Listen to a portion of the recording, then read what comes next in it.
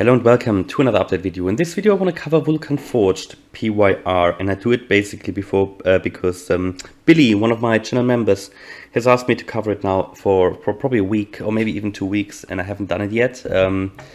Now I do it, but I really regret that I didn't cover it last week because we had some nice price gains, but better late than never, and maybe it's not too late yet. So Vulcan Forged PYR, I must admit before I talk about this video, I mean this is mainly looking at the chart and everything. You know, this is mainly a technical analysis channel, but I also want to give you an idea of new interesting projects, you know, that could be interesting.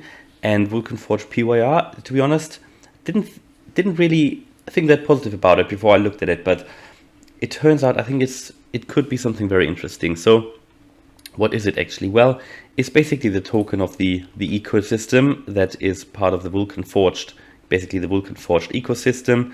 You've got within that, you've got various games where you basically need Vulcan Forged to play them, well, effectively, efficiently. And while playing the games, as far as I understand it, guys, I haven't played them yet, so I probably will do, or my little one will.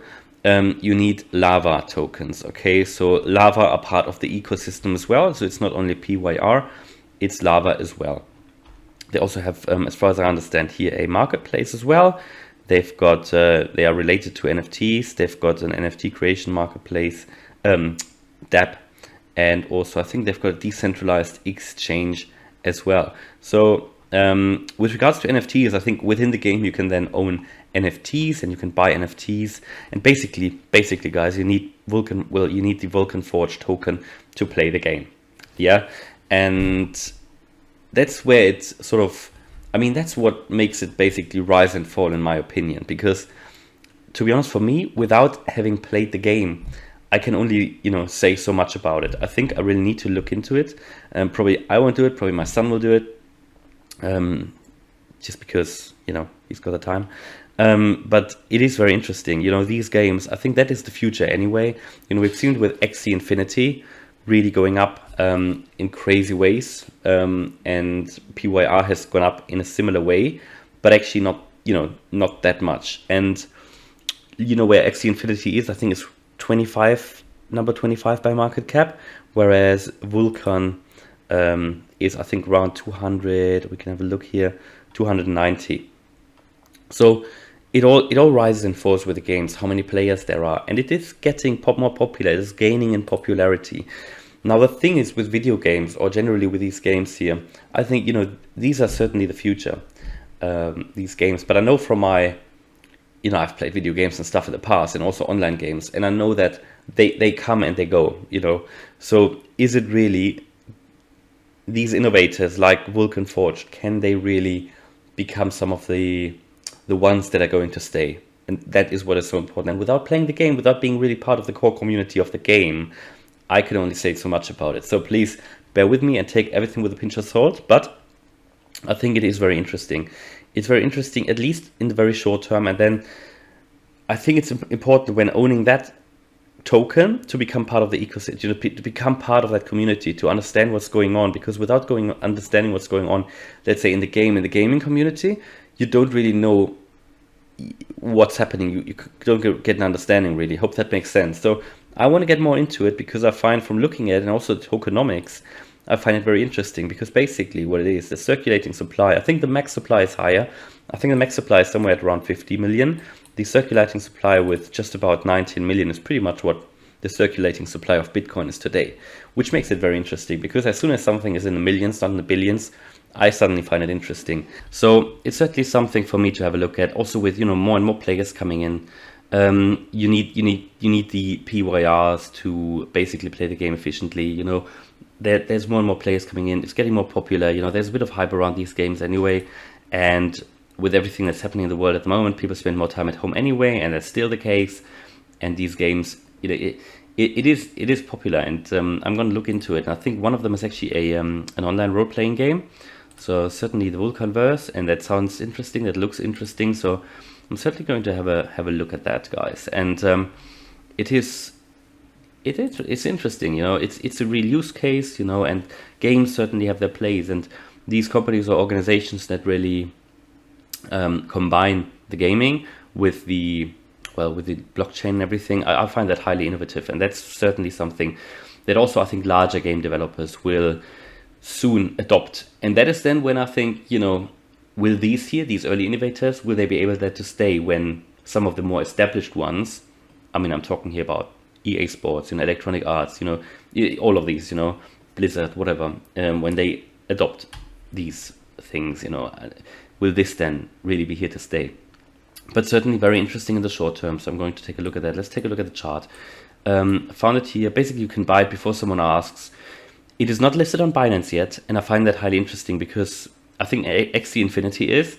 And if you get the Binance effect at some point, that Vulcan Forged gets listed on Binance. So, I mean, it's not yet. And finding a token that is very popular, that's not listed on Binance yet, it's not too easy. Yes, you can find them, of course, but having one here, which is actually gaining in popularity and has gone quite a bit and isn't listed on Binance yet, that is an interesting one. So I think, I'll probably actually buy some, just to have just a little bit, just with an amount of money that I think, if I lose it, it's not really it's not a big problem, but having enough in it that I say, when it goes up much more, maybe to 20, 30, 40, $50, then it's a nice gain as well. So possibly something for me to look at personally, no financial advice in any way, and it can come down as soon as it goes up. These gaming ones, they are higher risk anyway, I think, because it all comes and goes with the game. If there's an issue in the game, that's it. So I just wanted to make you aware of that. But certainly the Binance effect hasn't been there yet. So looking at what is possibly possible with XC Infinity, I think Vulcan Forged has a bright future here. And let's take a look at the chart, because looking at that, there isn't much chart history, and that's a bit of the problem when you do technical analysis. So it's very early days anyway. There are no reference points really, or rare reference points. Seems to be, that obviously when it was introduced, it fell. And basically this is KuCoin. So a KuCoin, you can buy it on KuCoin, okay? That is one way of buying it. I think you can go to Uniswap as well. There are other ways, but KuCoin is certainly where I buy it because I'm registered on KuCoin. So it seems to be that we found a bottom here at that low of $1.12. So there's certainly something we need to put on the chart here, the $1.12 level. I'm just gonna adjust that later. So let's just put 115 on here. It doesn't make a great difference in the grand scheme of things, but we touched the 112 level, and from here we've gone up and had a bit of a low back here in September. Was that when the flash crash happened? I think it could have been. And since then we are in a pretty stable uptrend, I would say, right? So that is a line that we want to have on the chart. We can also see here this 20-day moving average that is providing support, and the 50. So you've got both of these moving averages actually providing support, and I find that very, very interesting. And as I always say, when you have an uptrend like that, a very well-defined trend line, I mean, we've got 1, 2, 3, 4 touches here. You can actually possibly, when you come back and have a pullback to the trend line, that might be a trade entry. At the moment, we're extending away from it. So from a purely technical analysis point of view, we see suddenly a red candle emerging as well. So that could really be potentially a sign that we come down to this trend line again, and that would give us a price of around $8. And from here we could probably go in and again, in terms of trading, right? If you want to hold it long term, I think, possibly now is even a good time to buy it, because then in the grand scheme of things, it doesn't matter if you buy at 8 or 10, because it could still go up further here. Something could happen, a development, and it could come up from here. But purely in terms of trading, probably wouldn't go in now. Probably would want to wait until we come back, have a retracement, and then go in, because also you will have two very strong support levels here, the 20-day and the 50-day moving average. So that trend line is currently sitting at pretty much $7.6, right? And the further we go on, the higher that line goes, of course. So put it on your chart, by the way, as well, and then you can always follow it. When you come down here and then you see it go up again, you can go in. You can just look at the volume here, how that increased from back here, and it's still so early days. I mean, it only started like 3-4 weeks ago, and that is still early days. That is still very, very early days. So yeah, very interesting. You come up here and now a very steep uptrend. It's not parabolic yet in my view, it's hard to say because we don't have that chart history. But what I certainly would want to do is look at the Fibonacci levels here, and maybe we go just to the last one here, that last high.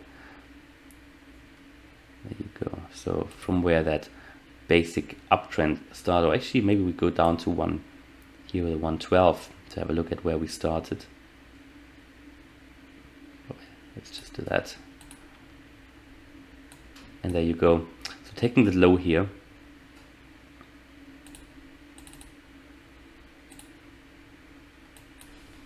we just adjust that. So 112, that was the low. So it just shows you though that these Fibonacci's, when I take the low, the absolute low at the beginning of that major wave here to the upside, that these Fibonacci's are highly relevant, right? Because it shows me that the first Fibonacci retracement level that we have, that already provided support. Now you could find support along the way here. You can find support here as well, and that was the 0.382 Fibonacci level at 650. And now we've come back, climbed up one step higher to where we are now. So we are now actually above the last high here. Currently probably seem to be finding support, and I'll go into the shorter term timeframes in a minute, but that's certainly a support level here, the $10 level. It's a psychological one as well.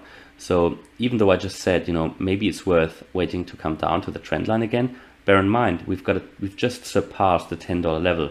So that is, and we've had a retracement actually now with nearly 6%. So it might actually be not a bad idea to think about it. And if we see support here, maybe take it up from here, because maybe we'll just climb up further from here, which we will in the medium term probably anyway. Then the next key levels to look at is the 1.272 Fibonacci extension level. That's at 1238. Then we've got 1544 here. That's the 1.618. That's a key one. That's an important one. Then we've got 1882 and 2429. So pretty much $25. And these are, in my view, for this token, for this crypto, these are not unrealistic price levels. Look at Axie Infinity, what it's made. And honestly, these are not too crazy price levels in my view. And we can even get, depending on the adoption of the game, and that is what it makes so hard to predict it really. But the tokenomics, actually, they look quite good. And I think, we could see further price moves. I think we're currently overextending away from the trend line, but we've also just come above the $10 line. So let's take a look on the shorter term time frame, but seem to be finding support here, retesting here. Would like to see a green candle now. Maybe we can see one on the hourly. There you go. We just have come back to the $10 line just to test it, and we're finding support here on the $10 line. So that is crucial. If we come up from here, I think, then we can climb the next one, and we can go up to the 1230 level. And looks like we're currently going up. I think today, to be honest, I think probably just put something in, just a bit of speculation. There is no financial advice. There is no real trading. I just put something in for speculation, because sometimes in these crypto markets, you just need to take the opportunity when you see it. And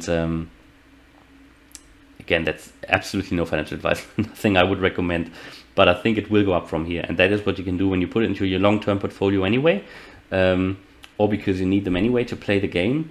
Then why not, right? And it's just something I want to look at here. These are price levels, $25. I think it can go even higher. One last thing I wanted to look at is Axie Infinity, how much it has actually made in percent. I think actually they are not too much different. Let's start here at the low of $14 to where we are now,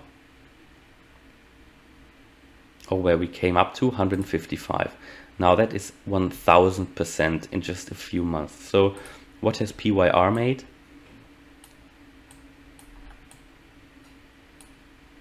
Just take that same thing here.